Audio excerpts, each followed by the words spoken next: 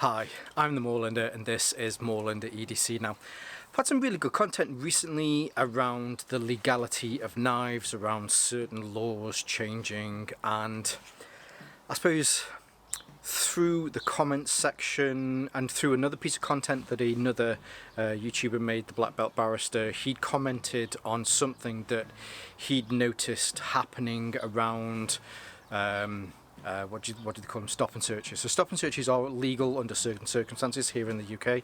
I think they are good for certain things. I know there's issues where maybe certain people feel as though they're being targeted more, which when you look at the figures, yes, they probably are. But anyway, so during stop and searches, let's say you are found to be carrying a knife. Let's take a knife for an example. So this is a Victorinox, and what is it? It's the Pioneer. So it's within 3 inches, it isn't a locking knife, and I think things like Victorinox knives are possibly the most kind of unthreatening knives that you can carry. So what I found through this is, and I first heard this and I thought, no, they certainly can't be doing that. But through the comments and talking directly to you guys, you've got first-hand experience of this happening. I think it's just a little underhand. So if you are stopped by a police officer and they ask this question, there is only one answer to it. So the story goes, you're stopped for whatever reason. You're not doing anything dickheadish, and you're found to be carrying a knife which is under 3 inches or under, and isn't a locking knife. It's a slip joint, which is perfectly legal, perfectly fine to carry. What the police will then ask is, and this is the important question. The question has varied on different ways that this has been propositioned to people whilst they've been carrying. So it'll be along the lines of, do you think somebody could consider that to be a weapon?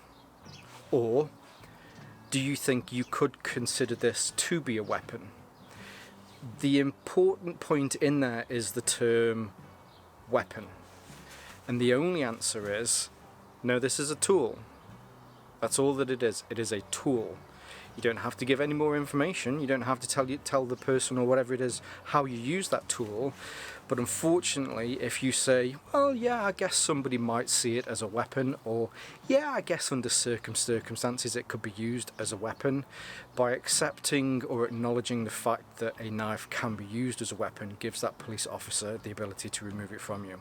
Even if it is within the eyes of the law, it is, or at least it is legally safe for you to carry, so 3 inches or less and a slip joint. If you can categorize it, or you accept that it can be used as a weapon, then it can be considered a weapon and it can be removed from your property, from you, and it will be taken, it will be destroyed. There's no kind of arguing, oh, I didn't mean it like that, is there any chance I can take it back? Can you hold it for 7 days and then I'll come to the police office, the police station, and pick it up? None of that.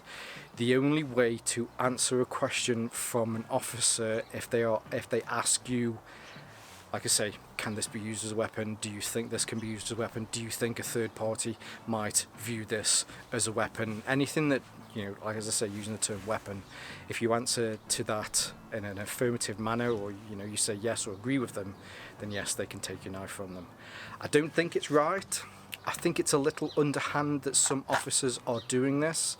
I'm not going to comment on the officers. At the end of the day, I think there's more pressure on them from people above them. I think there's more pressure on them from the government that feel that we have this epidemic of legal knives when, we've seen recently 80% of knife violence on the street happens with knives that are classed as chef knives that you can go to any store and you can buy,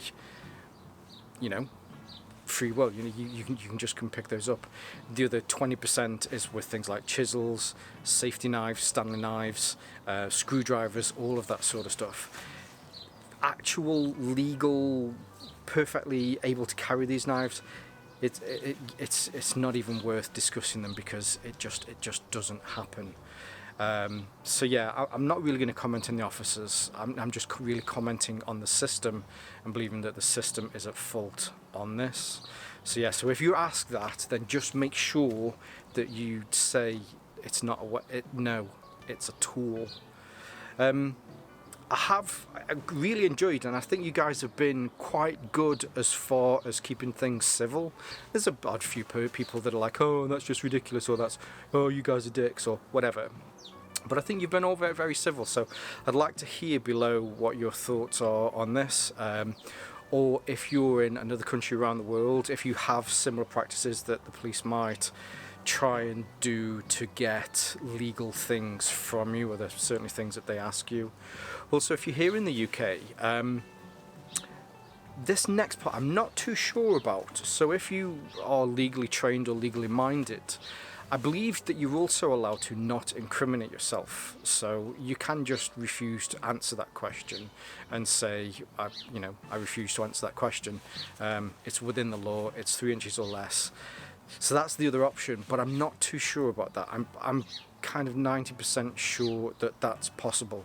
So yeah, if you're in the UK and you know about that sort of stuff, I'd love to hear in the comments below if that is possible, and that you can just refuse to answer a question like that.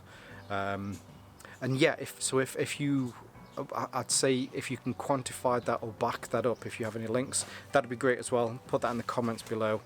And really, I guess just to close, just make sure that you're safe, make sure that you're respectable to police officers as well. At the end of the day, they have got a job to do. It's not the best job, unfortunately, in some circumstances. But yeah, I don't necessarily always believe it's the officer. I believe it's, it's above. So it's just a quick one for today. I hope you're all well. I hope you're all having a good week. And yeah, as always, stay safe, stay Moorlander, and stay EDC.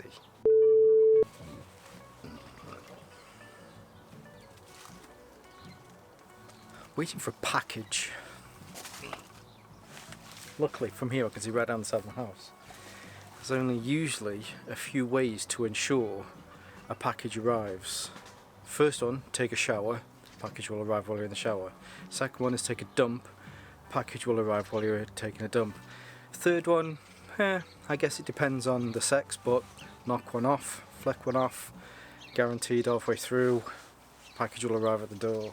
There's a new one for people, especially that make YouTube content. Start the camera rolling, someone will knock on the door.